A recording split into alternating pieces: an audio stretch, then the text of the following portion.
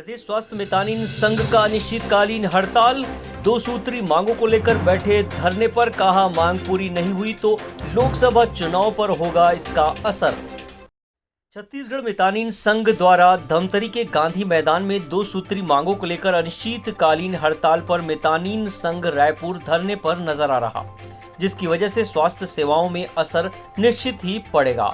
मितानिन स्वास्थ्य सहायिका के रूप में भी काम करती हैं, जिसमें मितानिनों की पूर्व से लंबित मांग चली आ रही है, जिसमें वह एनएचएम में जुड़ना चाहती है। साथ ही साथ अपने वेतनमान में 50% की बढ़ोतरी की मांग भी शामिल कर रही है। यह बढ़ोतरी तत्कालीन मुख्यमंत्री भूपेश बघेल के द्वारा घोषित किया गया था, जिसे लेकर कई दफा आंदोलन किया गया, मगर अभी तक इनकी मांग पूरी नहीं हुई है। अब मितानिनों ने आर पार की लड़ाई का मूड बना लिया है, जहां मांग पूरी नहीं होने पर सीधे सीधे चेतावनी दी है और कहा है कि आने वाले लोकसभा चुनाव में इसका सीधा असर पड़ेगा। परिचय बताइए। जी, मेरा नाम नीता साहू है, मैं मंगलवार ब्लॉक से हूँ। जी, आज किस प्रकार का आंदोलन किया? मैं प्रशिक्षक हूँ मितानिन कार्यक्रम में 2002 से कार्य कर रही हूँ। जिस समय हम शुरू में जुड़े थे उस समय हमें 2013 तक एक भी रुपया नहीं मिलता था। फिर बाद में 1000 रुपये मिलना शुरू हुआ और आज जब मिल रहा है, अभी 4 माह से हमें क्षतिपूर्ति नहीं मिला है और हम हर साल धरना प्रदर्शन करते हैं और आज हम 4-5 दिवसीय और बैठे हैं। दो सूत्री मांगों को लेकर बैठे हैं आज कि हमें एनएचएम राष्ट्रीय स्वास्थ्य मिशन में जोड़ा जाए और दूसरी हमारी मांग है जो हमारे जो क्षतिपूर्ति मिलता है उससे 50% की क्षतिवृद्धि होनी चाहिए। और अभी तक का कोई सुनवाई नहीं है, मतलब लेटर भी हमने मुख्यमंत्री तक दे चुके हैं, तो अभी तक कोई आश्वासन नहीं आया वहाँ इससे पूर्व में भी आपके द्वारा इसी मांग को लेकर और बैठे थे हम, तो मोदी जी ने आश्वासन दिया था कि हो जाएगा करके। अभी तक नहीं हुआ है। तो आगे क्या?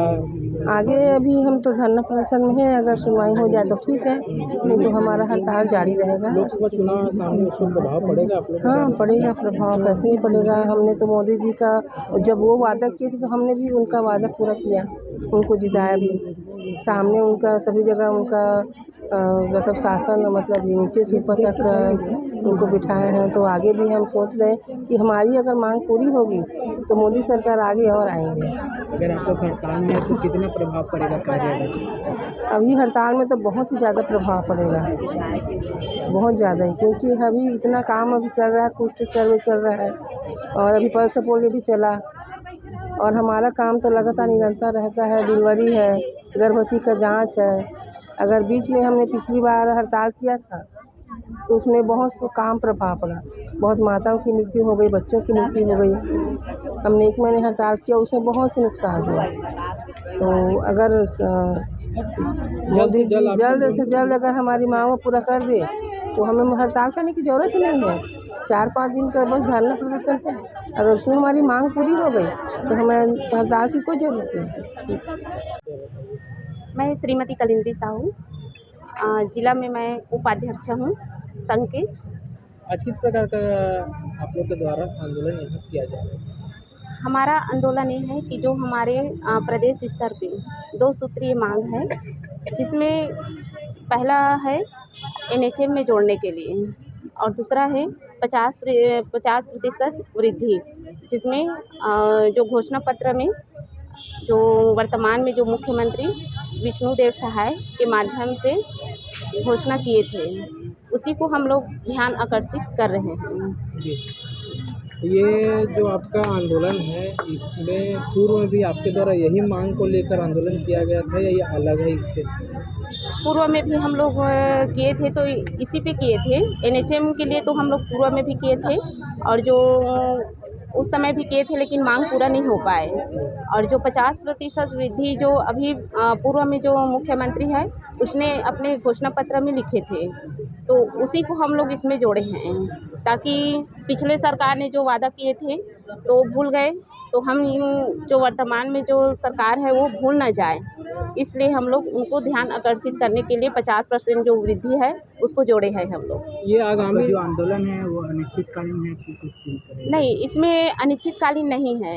इसमें सिर्फ हम लोग 3 दिवसीय अभी जो है जो जिला स्तर पे बैठेंगे और राज्य स्तर में हम लोग 11 तारीख को पूरा प्रदेश स्तर पे होंगे। 11 तारीख को जो होगा होगा वो। जैसे आपकी 3 दिन में मांग पूरी नहीं होता तो आगे की क्या रणनीति रहेगी? इसके लिए हम लोग उनका जो भी है उस पर बहिष्कार करेंगे हम लोग।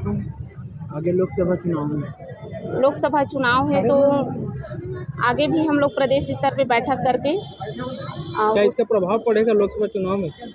अब हम लोग तो यही चाहते कि क्योंकि प्रदेश स्तर में हम लोग सभी लोग मिलजुल के काम कर रहे हैं, तो हम यही चाहते कि शासन हमारे मांगों को पूरा करे, यही चाहते हैं।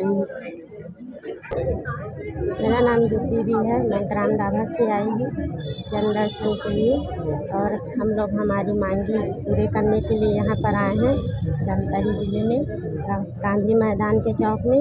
और हम लोग मितानी लोग अगस्त से अभी तक से मितानी की राशि हम लोग को नहीं मिला है, और जो मांग किए थे 50% प्रोत्साहन राशि वो भी अभी हम लोग को नहीं दिया है। तो हम लोग 2000 भी डालेंगे करके बोले, वो भी पैसा नहीं डला है, और पैसा भी आ रहे हैं तो हम लोग को कुछ समझ नहीं आ रहा है कि आधा आधा पैसा डाल रहे हैं। एक मुश्त पैसा मतलब हर महीना मतलब डलाना चाहिए मितानी लोग का पैसा, और आधा अधूरा पैसा जबकि डला रहा है तो कोई भी मितानी को समझ आ रहा है, कोई भी मितानी को समझ नहीं आ रहा है। तो यही कारण कि हमारा राशि हर महीना डलना चाहिए, और पूरा जैसे कि पैसा राशि बन रहा है ना, वो हिसाब से हर महीना हर मितानी के खाता में पैसा हर माह डालना जरूरी है। मितानी सर के हड़ताल में जाने में कार्य में कितना प्रभाव पड़ेगा? बहुत प्रभाव पड़ते हैं।